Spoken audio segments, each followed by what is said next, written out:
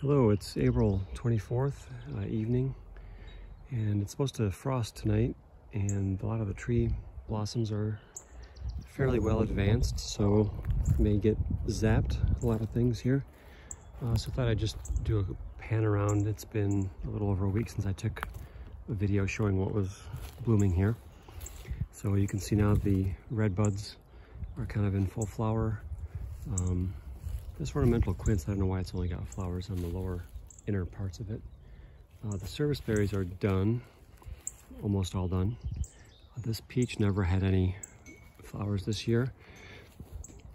Not going to make a long video, but just to document it in case everything gets toasted. I got a couple of plums that are still going strong here. I believe this one that's in fuller flower is the wild goose plum. And beautiful flowers on those. They smell quite nice. Yeah, that's a great smell. And then the one that over here that's kind of finishing up, that is American plum. And those are a little farther along in the scheme of things. The pears, edible pears, are kind of peak flower recently. Here's the service berry. You can see there's just very few flowers still on there. Last week they were kind of at peak. The peaches are done too. This little peach here is basically done. In the distance there, that's an American plum. Still, better go take a look at those and get one last whiff before the season is over, because they do smell great. And since it's late in the day and a little windy, yeah, the smell is mostly faded. Not seeing a lot of pollinators. Well, I guess that makes sense too, because I think most of the pollen production, the morning is a better time to get at that. So maybe gone for the day. A few little lingering blossoms on this peach here.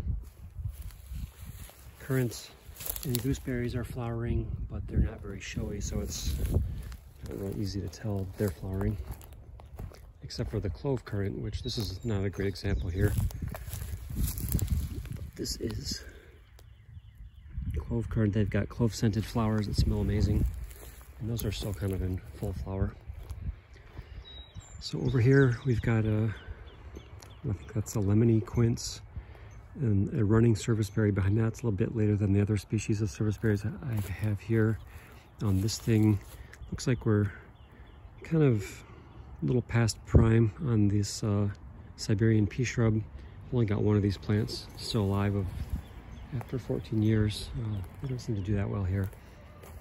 Pears, blossoms look great. The pears don't smell good, and not much of a smell. It's kind of neutral. It's not as bad as like the calorie pear smell, but it's not great either. And then the apples are kind of in full swing, or nearly so. I'd say they're at least a third open. So as we look at these trees, this one is this is a multi-variety graft here, but a lot of those are open. This one in the middle is a Jana Gold. That one is not really open yet. That one's a later one, so it may get spared some of the frost. And I think we're about 2 weeks ahead on our phenology, is what I read in the fruit report this morning. So yeah, frost at this time of year is totally normal, totally expected. Not a surprise.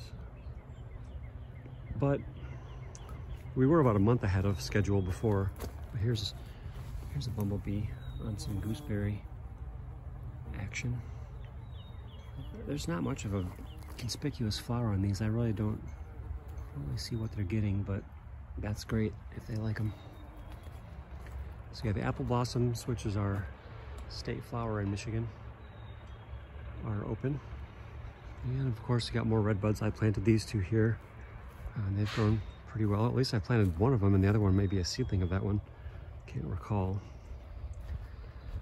So nice to hear the bird song. Got some chickadees and bluebirds and all kinds of things going on. There's serviceberry and American plum. I think that one there is American plum. Serviceberries are kind of done. Wild goose plum is back there. It's getting near the end. Unfortunately, I'm afraid all of our lilacs are going to get zapped. They're just starting to sort of put out flowers, or the beginnings of flowers, and they seem fairly frost sensitive. They get zapped many years here in this landscape. I want to show this nice quince again. This beauty, these pink flowers. Very, very nice looking plant. And is there anything else to show? I don't want to shoot into the sun too much. So straight ahead, that is a wild goose plum. There is a dogwood that's blooming. Maybe I'll just walk over and show that as the last thing. Oh, back down that way, above the sumac, those are some cherry rootstock. They're not the actual edible cherries that I thought they were. At least the grafted part died. So those are Maleb cherries. And then you can kind of see that over there is the wild goose plum thicket. This is the wild goose plum mother tree. Let's see if we can do this without getting blinded by the sun. Come around the other side here. Yeah, these are nice. It smells pretty good. I really wish I had a better vocabulary for describing smells, because this is different than the American plum smell, and maybe not quite as good as. American plum is really a wonderful smell. I will go show you this dogwood in a second. The catkins on this alder are really opened up now. They were hanging before, now they're banging. I've been doing a little mulching here. You can see, trying to always add to the mulch everywhere. I gotta start mowing sooner or later, and that's a good source of mulch too. This apple, most of the plant has died. This branch here is, I think, a black limber twig I grafted, and one of those branches over there is another, like a freedom or one of those disease-resistant ones. Most of the rest of the plant looks dead. I'm hoping the thing doesn't just outright die. It looks like it kind of is in that mode. So we'll just walk down the deer trail here, pick up a few ticks, and check out this flowering dogwood. The cornelian cherry dogwoods, they bloomed a month ago, quite a while ago. But this is your more common dogwood that you see here in sort of forest understories. Cornus, I don't remember what the name of it is. Something basic. But they're pretty. They're interesting flowers. Don't have any smell. They don't even look very attractive to pollinators, but who knows? They get pollinated somehow. Okay, well, I think I'm going to end it there. Thanks for watching, and hope your gardens are growing well, and hope you don't get everything melted by frost tonight or this weekend or whatever. Fingers crossed. Okay, thanks for watching. Bye. Good morning. It's April 25th, 2024. And just to follow up to yesterday's video when I was anticipating the frost, and sure enough, we did get a good frost. It got down to the mid-20s. I'd say 26. I didn't get here early with the low temperature thermometer, but other local weather stations were reporting 26, so I'm sure that it got to at least 26 here, if not colder, because usually it's been on par with the lowest readings in the region. So we'll see what comes through. There's a little hawthorn. Yeah, well, I think some of the things, the apples are kind of mid-bloom right now. These gumi are starting to get little flower parts here and there, so hopefully those didn't get whacked. Service berries, you know, they've already set the fruit they were going to set. So yeah, we'll just do a quick pan around here, see what makes it through this new gauntlet. There's always something at this garden. If it's not drought, it's late frost or animals or something. The greenhead coneflower is looking a little crispy. A lot of perennials are just fine with getting a frost. Things that have been leafing out for a while, I don't think there's going to be too much problem.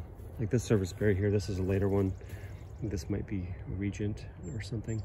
It hasn't really flowered yet, so we'll see what happens with those flowers.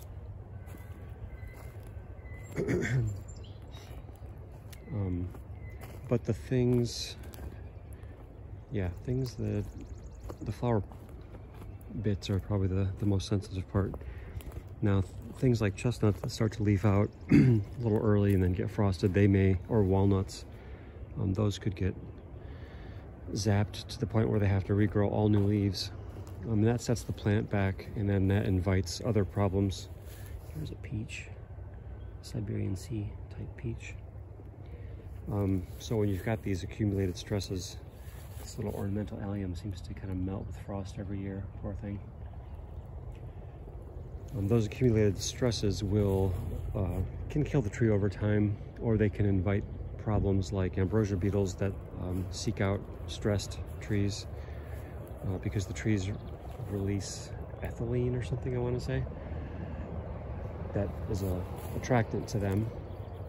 And so then they come and drill holes in the tree and bring a devastating fungus with them that they feed on, and that will kill the tree in many cases. You're supposed to cut the thing down and burn it if that happens. I haven't always done that. I've had some trees that have outgrown ambrosia beetle damage, but long term, I don't know, if they're going to be viable trees. Siberian pea shrub. So yeah, I'm not going to walk through the whole garden. Just wanted to show a little bit of this frost. And my ostrich ferns over here underneath this apple tree.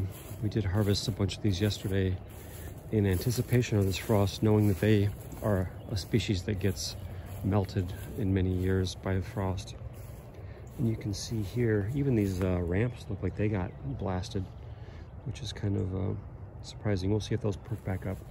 But yeah, these ostrich ferns, they will kind of melt over and probably have to regrow.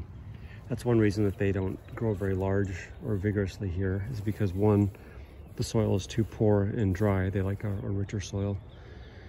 And two, they get frosted a lot where they're at. And the apple canopy here is not quite substantial enough to stop the frost from getting down to the ground level.